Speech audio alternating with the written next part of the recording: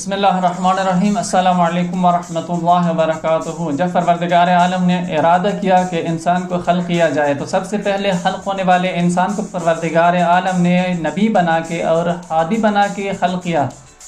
تو جب ہدایت لینے والے نہیں تھے تب بھی پروردگار عالم نے پہلے خلق ہونے والے انسان کو ہادی خلق کیا۔ تو یہ کیسے ممکن ہے کہ رحمت للعالمین پیغمبر دنیا سے تشریف لے جا رہے ہیں وہ امت کو ویسے چھوڑ دے؟ تو ہمارے پاس نصوص موجود ہے قرآن سے بھی اور روایات بھی ہے ہمارے پاس۔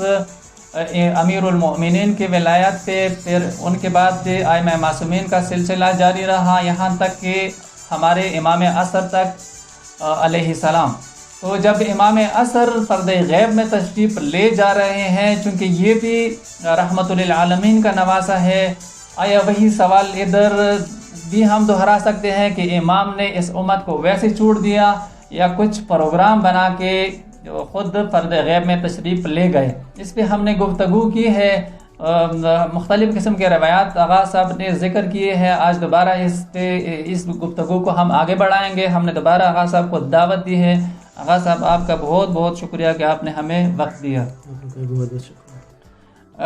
تو آغا صاحب سب سے پہلا سوال اگر ہم کرنا چاہیں وہ یہ ہے، جیسا کہ ائمہ معصومین کے دور میں یعنی حضور معصومین کے دور میں علیہ السلام یعنی وہ شیعوں کو یہ مشق کرا رہے تھے، یعنی دوران غیبت کے لیے ان کو تیار کر رہے تھے۔ اس پہ آپ نے روایات ذکر کی تھی، لیکن کچھ اور روایات اگر ذکر کر لے تو ہم مشکور ہوں گے۔ بسم اللہ الرحمن الرحیم۔ سب سے پہلے آپ کی خدمت میں اور اپنے محترم ناظرین کی خدمت میں سلام عرض کروں گا۔ اس کے بعد دیکھیں ہم نے پچھلے پروگرام میں ذکر کیا تھا کہ خود ائمہ علیہ السلام نے اپنے دور سے شیعوں کی تربیت شروع کی تھی کہ جب امام پردہ غیب میں چلا جائے، ہمارا قائم آل محمد علیہ السلام پردہ غیب میں چلا جائے تو شیعوں کو کیا کرنا چاہیے۔ خود ائمہ نے اپنے دور میں شیعوں کو یہ سمجھانے کی کافی حد تک کوشش کی ہے کہ اپنے دور حضور میں شیعوں کو بعض فقہا کی طرف ارجاع کرتے تھے، ان کی طرف پلٹاتے تھے۔ جیسا ہم نے عبدالعظیم حسنی کے بارے میں ایک روایت ذکر کی تھی اور دوسری روایت بھی ذکر کی تھی۔ آج میں زرارہ کے بارے میں ایک روایت ذکر کروں گا کہ ایک سائل امام صادق علیہ السلام کے پاس آتے ہیں اور امام اس کو فرماتے ہیں، اس سے پہلے کہ وہ سوال کرے، اذا اردت حدیثا فعلیک بہذا الجالس، یعنی خود امام اس کو فرماتے ہیں کہ اگر آپ کوئی نئی بات سننا چاہتے ہیں، اگر آپ کوئی نئی حدیث سننا چاہتے ہیں، کوئی نئی روایت سننا چاہتے ہیں، آپ نیا علم سیکھنا چاہتے ہیں تو فعلیک بہذا الجالس، زرارہ کی طرف اشارہ کرتے ہوئے زرارہ مسجد میں بیٹھے ہوتے ہیں کہ آپ زرارہ سے لے لیں۔ دیکھیں امام موجود ہیں لیکن امام اپنے ایک سائل کو، اپنے ایک صحابی کو، اپنے ایک شیعہ کو زرارہ کی طرف جو ایک فقیہ ہیں اس کی طرف پلٹاتے ہیں۔ یعنی امام علیہ السلام اس شیعہ کو یہ سمجھانے کی کوشش کرتے ہیں کہ دیکھیں بعض اوقات اگر ہم موجود بھی ہوں لیکن ہمارے چاہنے والے، ہمارے فقہا، ہماری تربیت یافتہ فقہا جو ہیں، علماء جو ہیں، اگر وہ ہماری طرح آپ کو ہمارے احکام کو، ہمارے حلال و حرام کو کما حقہ آپ تک پہنچا سکتے ہیں تو ان سے سوال کریں، یعنی اس میں کوئی مانع نہیں ہے۔ اور اسی طرح خود امام باقر علیہ السلام ابان بن تغلب یا تغلب کے بارے میں فرماتے ہیں کہ یا ابان اجلس فی مسجد المدینہ وافت الناس فانی احب ان یرا فی شیعتی مثلک، اے ابان جاؤ مسجد مدینہ میں بیٹھو اور لوگوں کو فتویٰ دو، کیونکہ میں چاہتا ہوں، میں امام باقر علیہ السلام یہ چاہتا ہوں کہ میرے شیعوں میں آپ جیسے موجود ہوں، میرے شیعوں میں آپ جیسے دیکھے جا سکیں۔ یعنی امام دیکھیں امام موجود ہیں، امام اپنی موجودگی میں ابان بن تغلب کو یہ بیان کر رہا ہے، ان کو یہ کہا امر کر رہا ہے کہ جاؤ مسجد میں بیٹھو اور لوگوں کو فتویٰ دو۔ یعنی دیکھیں خود آج کے دور میں فقہا بھی تو فتویٰ دیتے ہیں۔ اگر کوئی یہ کہے کہ یہ کیا نام ہے فقہا تو فتویٰ دیتے ہیں، خود ابان کے بارے میں خود ابان جب فتویٰ دیتے ہیں، مجھے یہ سوال کرنے کی حق حاصل ہے کہ خود ابان جو فتویٰ دے رہا ہے کیا وہ اپنی طرف سے دے رہا ہے یا خود ابان جو فتویٰ اس وقت دے رہا تھا مسجد میں لوگوں کے لیے یعنی جو بیان کر رہا تھا، کیا ابان وہ اپنی طرف سے بیان کر رہا تھا یا امام کی طرف سے بیان کر رہا تھا؟ یعنی جو ابان نے امام سے سیکھا تھا انہی کو لوگوں کو بیان کر رہا تھا۔ آج کے دور میں اگر ہم فقہا کی بات کرتے ہیں تو فقہا بھی روایات کو لے کر، آیات قرآنی کو لے کر، احکام الہیہ کو لے کر، احکام امام باقر علیہ السلام، امام صادق علیہ السلام کو لے کر لوگوں تک پہنچانے کی کوشش کرتے ہیں۔ بعض لوگ یہ سوال کر رہے ہیں اور یہ جواب دے کے اپنے آپ کو یعنی اپنی جان چھڑوا رہے ہیں کہ ہم تقلید کر رہے ہیں صحیح، لیکن تقلید ہم معصوم کی کر رہے ہیں، غیر معصوم کی غیر معصوم کی نہیں کر رہے ہیں. یعنی آپ یہ کہنا چاہتے ہیں کہ وہ لوگ یہ کہتے ہیں کہ آج کل جو فقہا ہیں یہ تو غیر معصوم ہے، لہذا ہم کسی غیر معصوم کی بات کیوں مانیں؟ جی تو ہم ان سے یہ سوال کرنے کے حق رکھتے ہیں کہ دیکھ امام موجود ہے، اپنی موجودگی میں امام ایک اپنی صحابی کی طرف اشارہ کرتے ہیں کہ جاؤ ان سے پوچھو کیا وہ غیر معصوم نہیں ہے؟ جی لیکن وہ بھی تو اپنی بات نہیں کر رہا ہے. وہ اپنی بات نہیں کر رہی. آپ یہ کہتے ہیں کہ وہ جو امام جس کی طرف اس کو پلٹا رہا ہے وہ شخص امام کی بات کر رہے ہیں، تو آج کا فقیہ امام کی بات نہیں کر رہا.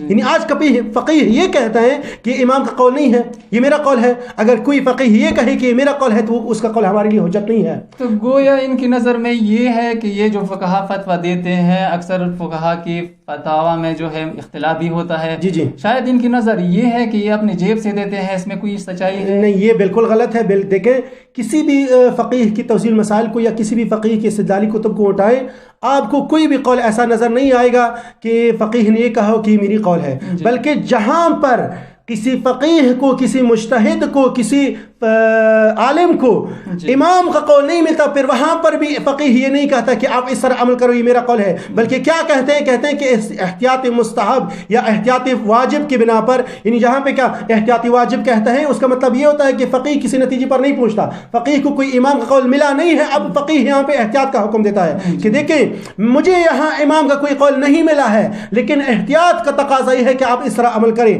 اور اس پہ فقیہ آپ کو اجازت بھی دیتا ہے، اگر کسی اور فقیہ نے امام کی قول سے استنباط کیا ہے تو آپ اس کی طرف رجوع کر سکتے ہیں. یعنی کوئی بھی فقیہ یہ نہیں کہتا کہ جو اس نے حکم شرعیہ کو استنباط کیا ہے، استخراج کیا ہے، وہ یہ نہیں کہتا کہ یہ میرا حکم ہے، بلکہ یہ کہتا ہے کہ امام علیہ السلام، امام صادق علیہ السلام یا امام باقر علیہ السلام کے بتائے ہوئے روایات سے یا ان کے کہے ہوئے کلام سے ہم نے یہ استنباط کیا ہے.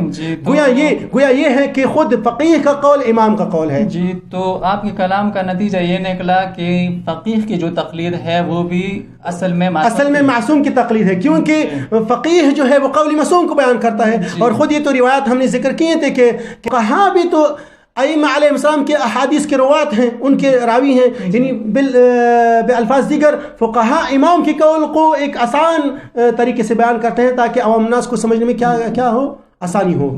جی تو کوئی اور نمونہ امام کے دور کا؟ جی بالکل. یہ ایک روایت اور بھی ہے خود اسی ابان بن تغلب کے بارے میں. یہ امام صادق علیہ السلام مسلم بن ابی حیہ کو فرماتے ہیں کہ ائت ابان بن تغلب فانه قد سمع مني حديثا كثيرا فرويه ما فما روى لك فرويه مني. یعنی آپ خود دیکھیں امام کے پاس آیا ہے، اب امام اس کو کیا کہتے ہیں کہ آپ ابان بن تغلب کے پاس جاؤ. دیکھیں ہونا تو یہ چاہیے تھا، اگر کسی غیر معصوم سے دین لینا فرض کرے جائز نہ ہوتا، اور وہ بھی کسی ایسے شخصیت سے نہیں یا کسی ایسے شخص سے نہیں کہ جو دین میں جاہل ہو، بلکہ خود امام کا تربیت یافتہ شدہ ہو. اگر ایسی شخصیت کی طرف رجوع کرنا فرض کرے جائز نہ ہوتا تو خود امام کیوں فرما رہے کہ مسلم بن ابی حیہ کو کہ جاؤ ابان بن تغلب سے، اور جو وہ کہیں وہ میرا کہا ہوا ہے. آپ ڈائریکٹ یعنی ابان جو کہیں آپ ڈائریکٹ یہ کہہ سکتے کہ امام صادق علیہ السلام نے کہا ہے.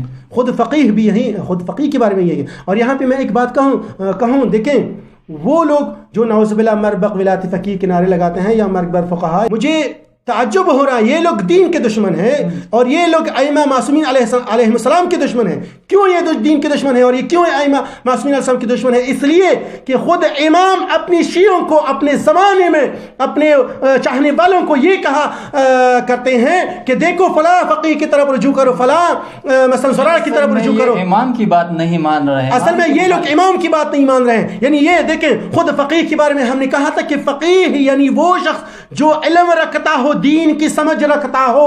اب یہ لوگ جو لوگوں کو فقہا سے دور کرتے ہیں یا ان کو فقہا کی طرف سے فقہا کی طرف رجوع کرنے سے منع کرتے ہیں، یہ دراصل دین کے دشمن ہیں. یہ دراصل امام صادق علیہ السلام کی دشمن ہے کہ امام صادق علیہ السلام اپنے شیعوں کو تو کہا کرتے ہیں کہ فلاں کی طرف فلاں فقیہ کی طرف رجوع کرو، لیکن یہ لوگ کہتے ہیں کہ نہیں فقہا سے دین نہ لو، فقہا سے فقہا کی ہم تقلید نہیں کرتے. یہ دراصل اسلام کے دشمن ہیں، یہ دراصل تشیع کے دشمن ہے، یہ دراصل دشمنان اسلام کے ایجنٹ ہے.